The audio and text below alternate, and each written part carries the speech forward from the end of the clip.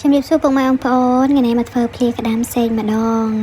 ចឹងភ្លាក្តាមសេកនេះដែរជាដំបូងយើងត្រូវសម្អាតវាឲ្យស្អាតសិនបងប្អូនដោយសារប្រភេទក្តាមនេះ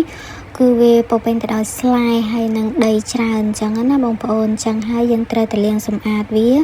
គ្រប់កន្លែងមិនថាទាំងដង្កៀតជើងវាគឺសុទ្ធតែស្លែងចឹងហើយយើងត្រូវសម្អាតវាមុននឹងយកទៅញ៉ាំចឹងណាបងប្អូនបើយើងសម្អាតមិនស្អាតទេញ៉ាំទៅអាចវាមានបញ្ហាដូចជាឈឺពោះអីជាដើមចឹងណាបងប្អូនប្រភេទក្តាមមួយនេះឃ្លានញ៉ាំតែចំណាយពេលយូរណាស់បងប្អូនហើយសម្រាប់តែសម្អាតវាហើយឡើងចង់កន្លះម៉ោងដែរកន្លែងទំនងខ្នងនេះវិញយើងត្រូវសម្អាតដោះវាឲ្យស្អាតមកដោយសារយើងធ្វើញ៉ាំខ្លួនឯងអញ្ចឹងយើងត្រូវតែសម្អាតវាឲ្យស្អាតអញ្ចឹងណាបងប្អូនពេលសម្អាតហើយយើងត្រូវលាងយកមកលាងវាលាងពីប៊ិចទឹករហូតតែទឹកវាសអញ្ចឹងណាបងប្អូនទៅយើងអាចធានាបានថាញ៉ាំទៅវា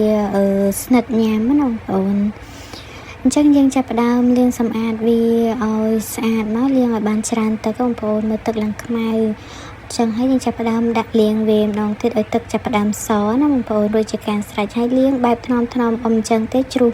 ខ្លាញ់ចេញអស់ហើយបងប្អូនអញ្ចឹងយើងខ្លាញ់ល្អដល់បងប្អូនហើយតំណងអត់អញ្ចឹងយើងចាប់បកវាជា2នៅពេលដែលយើងយកទៅភ្លាទៅវារហ័សចូលជាតិដែរបងប្អូនអញ្ចឹងយើងហែកវាជា2បន្ទាប់មកយើងមកផ្សំគ្រឿងរបស់យើងគ្រឿងយើងក៏មានអី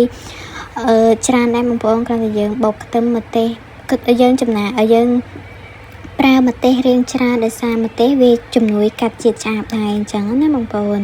អញ្ចឹងបន្ទាប់ពីបុកម្ទេសរួចហើយម្ទេសខ្ទឹមរួចហើយអញ្ចឹងយើងចាប់ផ្ដើមលាយគ្រឿងយើងមានទឹកត្រីខ្ញុំដាក់ចំនួន3វែកហើយមុនដែលខ្ញុំបុកខ្ទឹមហើយនឹងម្ទេសហ្នឹងខ្ញុំបានដាក់អំបិលមួយចុងស្លាបព្រាដែរអញ្ចឹងណាបងប្អូនដើម្បីឲ្យវាមានជាតិផ្អែមលាយជាមួយជាតិប្រៃជាមួយនឹងទឹកត្រីអញ្ចឹងណាបងប្អូនទឹកត្រីខ្ញុំដាក់ចំនួន3វែកបងប្អូនវល់និយាយរួមបងប្អូនលៃទៅតាមប្រភេទក្តាមបងប្អូនដាក់ក្តាមប្រហែលបងប្អូនលៃទៅតាមហ្នឹងទៅកុំឲ្យវាប្រៃតែពេលប្រៃញ៉ាំអត់កើតទេប្រៃខ្លាំងញ៉ាំអត់កើតទេអញ្ចឹងបងប្អូនលាយទៅតាមហ្នឹងទៅដាក់ភ្លក់វាមើលថាវាល្មមចូលជាតិហើយយើងច្របាច់ក្រូចឆ្មានេះដែរយើងប្រើក្រូចឆ្មារៀងច្រើនបន្តិចដោយសារក្តាមយើងវារហ័សចាប់ជាតិជូរមែនតើអញ្ចឹងដល់ពេលដែលយើងដាក់តិចក៏វាអត់សូវជូរដែរអញ្ចឹងណាបងប្អូនអញ្ចឹងយើងច្របល់វាមក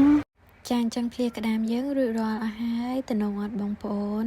អាចសាកធ្វើញ៉ាំបានណាបងប្អូនធានាថាឆ្ងាញ់ហើយចុះបាយតែម្ដងអរគុណសម្រាប់ទស្សនាវីដេអូ